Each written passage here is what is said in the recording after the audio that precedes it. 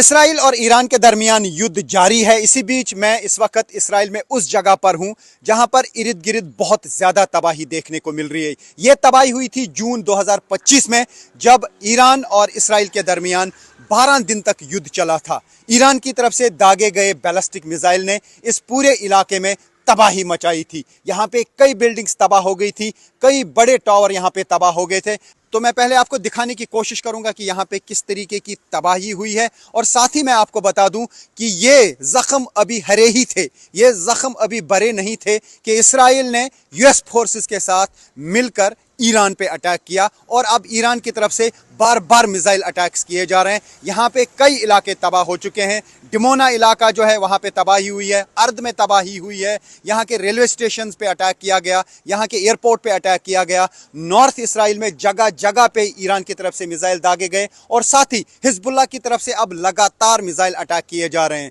Just कुछ घंटे पहले ही इसराइली फोर्सेस के 2 लोग वहाँ पे मारे गए, क्योंकि लेबनान में इसराइली फोर्सेस ऑपरेशन कर रहे हैं, और जवाबी कार्रवाई में इसराइल के 2 सोल्जर मारे गए, और साथ ही कई टैंक्स भी इसराइल की तबाह हुई। मैं आपको दिखाने की कोशिश करूंगा कि ये पुराने जख्म जो हैं ये अभी भी यहाँ पर हरे ही दिख रहे हैं।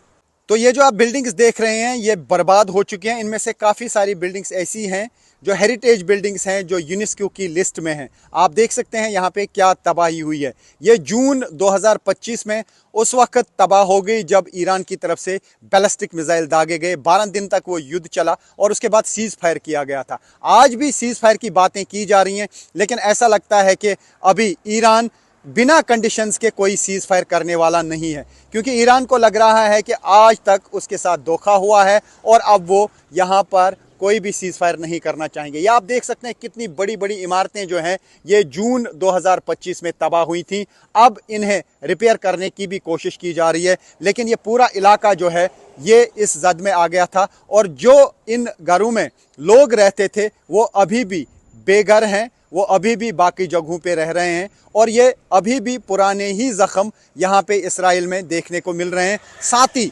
आजकल कई इलाके इसी तरीके के हालात बयान कर रहे हैं, इसी तरीके की तबाही बयान कर रहे हैं, चाहे वो बेत शेमिश का एरिया हो, बेरशेवा का एरिया हो, वो डिमोना का एरिया हो, अर्द का एरिया हो, या फिर नॉर्थ इसराइल के कई जगहें हों।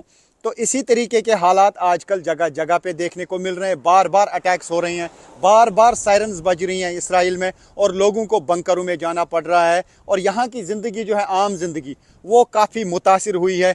टूरिज़्म यहाँ पे आलमोस्ट ना के बराबर है, और जो रोज़मर्रा के काम है वो यहाँ पे नहीं हो पा रहे हैं। आज भी सरकारी दफ्तर बंद है, स्कूल लगातार बंद हैं, ऑनलाइन क्लासेस बच्चों को दिए जा रहे हैं। तो ऐसा नहीं है कि खाली ईरान में नुकसान हो रहा है या लेबनान में नुकसान हो रहा है, बल्कि इसराइल में भी बैलिस्टिक मिसाइल्स की वजह से काफ़ी तबाही हो रही है, क्योंकि ईरान की तरफ से जो मिसाइल्स दागे जा रहे हैं अब न सिर्फ ये जो कन्वेंशनल वॉर हेड्स उसमें आते हैं, बल्कि अब यहाँ पर क्लस्टर बॉम्ब्स का भी इस्तेमाल किया जा रहा है। तो इस युद्ध की वजह से तबाही हर तरफ से जारी है।